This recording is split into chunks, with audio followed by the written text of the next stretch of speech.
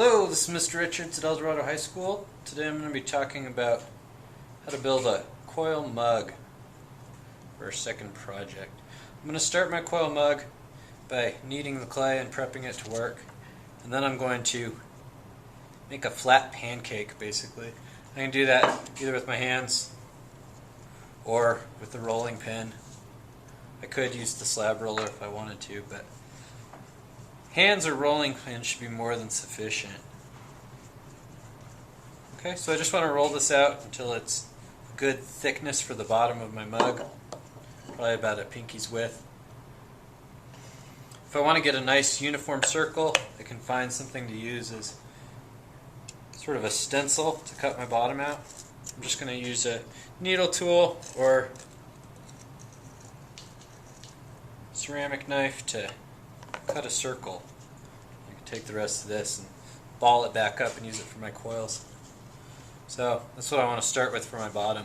If I want to make a more sort of organic form or shape to my piece, I can cut the piece without using the form. Another one that I did earlier, I'm going to pull that in. Since this process takes a long time and I'd like to demo quickly, I'm going to be pulling in pieces that I made earlier and not making the whole thing as I go. So basically for a coil pot, what I want to do is roll coils or little Play-Doh snakes and build them up one on top of the other until I get the shape of a pot. This is a old building technique and one that's used in traditional Native American pot building to this day. So I want to start off by taking just a piece off my clay ball here, forming it into sort of a cylinder, and then I'm going to start just rolling it in my hands.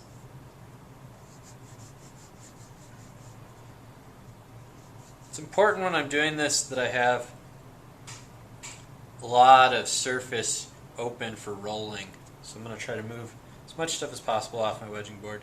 After I've rolled it out into a maybe 6-inch coil, and it's too long to roll between my hands, I'm going to lay it down on the board and start to roll it. When I roll, I want to roll from the tips of my fingers down to my wrists. So I want to have plenty of action. If I'm making rolls that are too short, my coil is going to get flat and it's going to become really hard to roll it. So it's important that I have just enough. So at this point, I want to decide how thick I want my piece to be and how thick the coils are going to be. So I probably want it pinky width or thinner. You don't want to go too thin because it's going to be hard to seal it up, especially since I'm going to want these to hold water. That's a specific requirement here. At this point, I have a couple of options. I'm going to add this to the bottom and start to build it up. I can either do a spiral, where I just continue to add to a single coil that sort of spirals up the entirety of the piece, or I can do rings. For the rings, what I want to do is take my coil, figure out where it meets the beginning of the coil, and pinch it off, and then join it together. When I'm doing rings, to make my job a little easier, I like to take the coil off after that and stretch it out. Then you can lay it down straight. And then as you continue to roll coils, you can measure each coil up against the original coil you did. So I'd continue to roll this, and then I take this one and measure them against each other. And that'll tell me exactly how long each new ring needs to be. I pinch that off right there. What I'm going to do now is start to build up the sides of my pot. So I'll bring this bottom back out.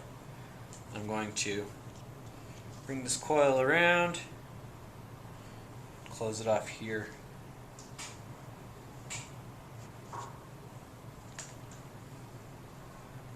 For my first ring, it's going to be really important that I score it and slip it on there well. The rest of the sides I'm going to seal up by just sort of rubbing slip into the gaps between the coils. But I want to get this seal really good because it's at a 90-degree sort of angle. You have the flat area running into the wall here. So I want to get a good seal on that. So since I have a lot of scoring and slipping to do as I build this up, I've actually made some slip. You can see it right here. I just went to our slop bucket and pulled some slop out and tried to get enough water that I had a good consistency. You basically just want sort of free flowing thin clay. It should be sort of similar to the consistency of glaze. So I'm just going to take that and paint it all the way around here. Put this first ring down on top. I'm going to push this ring down a little bit and just try to seal up that seam. I want to be careful with this because it's going to be really easy to push the ring out and stretch it out as I do this. I don't want to do that. I'm just going to kind of work this around and seal up the seam in the bottom.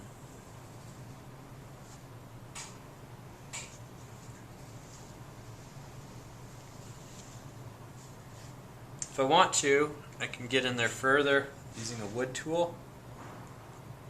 I want to make sure that I close up that seam and that I have a nice smooth surface here. That way this can be used to drink liquids out of. There's not a lot of places for bacteria to hide and there won't be any leaks.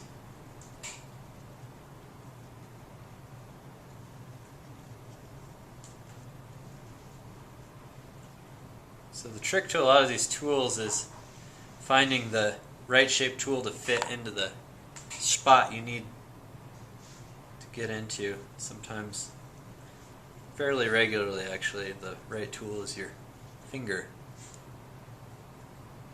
Okay, so I got that all sealed up. So what I'd continue to do from here is just to continue rolling these coils and bringing them around, building them up. When I want them to attach, one of the things I can do is pinch the edges and then sort of overlap them like this. Get a little slip in between there.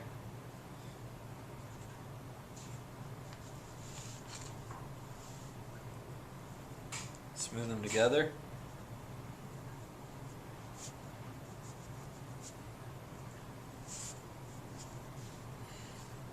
Continue to build up my mug. So I have a couple of coils that I'm going to add now that I did earlier to save some time. So you've got a lot of options. You can do, like I said, the spiral before, or you can do the rings. When I do the rings, I'm going to have an area where I attach the rings together, or I attach the coil back to itself. I want to maybe sort of alternate where those go by like 90 degrees. So I had one right here pointing down this way. I'm going to put the next one going like this. I'd maybe continue to rotate that 90 degrees each time. That way, if there's a little divot where the ring attaches to itself, you change where that is so there's not a huge depression in the top of your coil mug where you kept putting the attached pieces together in the same place. So I've done some rings here. For this piece I did a coil and I sort of weaved it back and forth in an S shape, and it sort of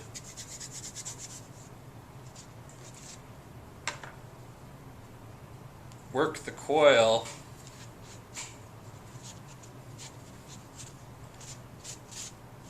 roll it out and then just make an S shape like this, just sort of working the clay back and forth.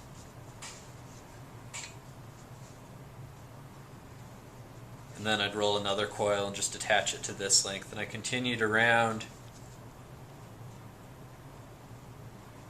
I'd flatten it out every once in a while against the table. I just continued around until I had a ring that was big enough to go all the way around the piece. You could do a design like this. You could do any sort of design you want, really. You can make little spirals with the coils, whatever you think is interesting. That's the one I did for here. I've got another ring I'm going to add to the top. So since I'm making a mug, it needs to have a handle. What I did for my handle was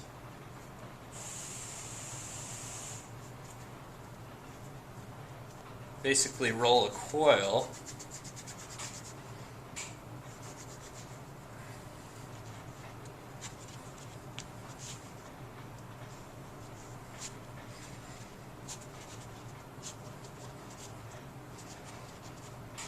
sort of a thick coil, like this. I flattened it out and smoothed it out so it was nice and smooth. And then I took just a trimming tool like this and sort of wrapped it around like this. Most of the handles that you see are either the shape of a top of a question mark or a C shape. So I sort of sat it like that and let it dry. I have it over here, you can see it. So at this point, once I've shaped my handle, I want it to be resting on this tool again.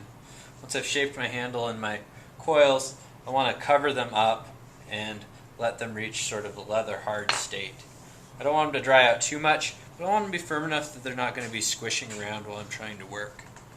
At this point, what I'm going to do is start adding slip to the inside of this to seal up the coils. So if I made slip, this goes a lot faster because I can add it with a paintbrush. And then I can use my wooden tool to smooth it out. So you have a couple of options with this project in particular. The first option is to just seal the inside. The second is to seal the outside also. It just depends if you want like the coils to show on the outside or if you want a smooth finish. I think having the coils show is kind of cool in its own way, so it might be something that you do with this project. I'm probably going to have you do a smooth finish with one of the future projects, so if you want to try this, now would be a good time. Okay, so after a little off-camera work, I have my nearly finished coil mug here. I've sealed up the inside with slip, but just adding it with a toothbrush and then smoothing it out with the wood tool. So I've smoothed out the inside so that I can't see any of the coils anymore, and it's as smooth as I can get it. You can also just use your fingers for this. They work pretty well as well. So I've smoothed that out as best I can. And now what I want to do is add the handle, because I need a handle for it. So you want to make sure that your coils are sealed completely, especially if you do like a decorative element like this. The coils will sit pretty flush, but as soon as you start adding things like this, it leaves a place for gaps. You may have to add extra clay around here. You may want to actually paint slip in between each of the coils as you build. But make sure that all the cracks are sealed. Part of your grade is going to be whether this holds water or not. So after you smooth it all out and you think you've got a good seal, maybe cover it up, look down in there, see if you can see any pinpricks of light coming through. That'll help you maybe find any possible leaks. So at this point I need to attach my handle. So what I'm going to do to attach my handle is I'll set my mug down. I'm going to put my handle, position it on the mug, and I have to score and slip something on. I like to start by just drawing the outline of where the attachment's going to be with my needle tool or some similar instrument. So that gives me a good idea of where I need to apply the slip. So what I'm going to do now is use a toothbrush here. I'm just going to score up this area. I want to make sure, since I've got the coils here, especially if it's decorative area, I want to make sure that I don't make any air bubbles while I'm attaching this. So I'm just going to scrub this up pretty good. After I've got it sort of broken up, I'm going to do the same thing with the handle surfaces that are attaching. Just sort of scrub them, scratch them up, get a little bit of slip on them. Also just sort of get the clay wet, prepare it to be attached. Now I'm going to add plenty of slip, especially in this crack right here.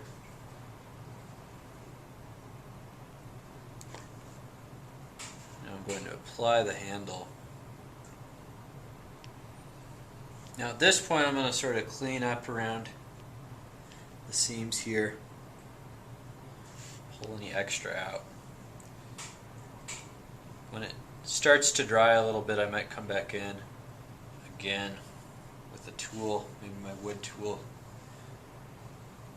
over here. And try to clean up this seam a little bit. And also clean up the rest of the surface. Just look for any places where there's clay that's been disturbed or that I don't like. So I've got a little bit of a gap here. I don't want that. That's going to cause some weakness in the handle. So what I'm going to do is something you see fairly regularly with hand-built ceramics. I'm going to apply some slip to this area here. I'm just going to pop in a little ball of clay. I'm going to roll this in my hands. Smash it down here and then squish it with my thumb.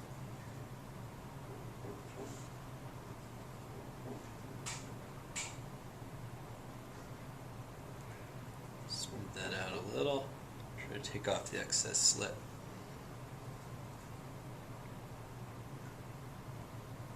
Alright, so I'd let this dry for a little while, just until it's a little more solid, then clean up the outside.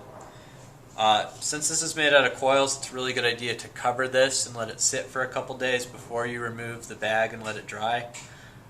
That helps the moisture to sort of come out more slowly and evenly. It'll help keep your coils from separating, which is a really serious danger. I'd also recommend just checking it every couple of days. Again, doing the eye check, peeking in, seeing if you see any light shining through, and sealing up any cracks that you have. And after a couple days having it covered, you can uncover it and let it dry the rest of the way. One of the things that will tend to happen sometimes with these is the handle will dry out a little bit faster than the body. You can put some wet paper towels on them to help them retain their moisture. This is especially true with throwing. You don't have to worry as much about it with the coils. Alright, so that's what you need to know to do this. So be creative and have at. Thank you.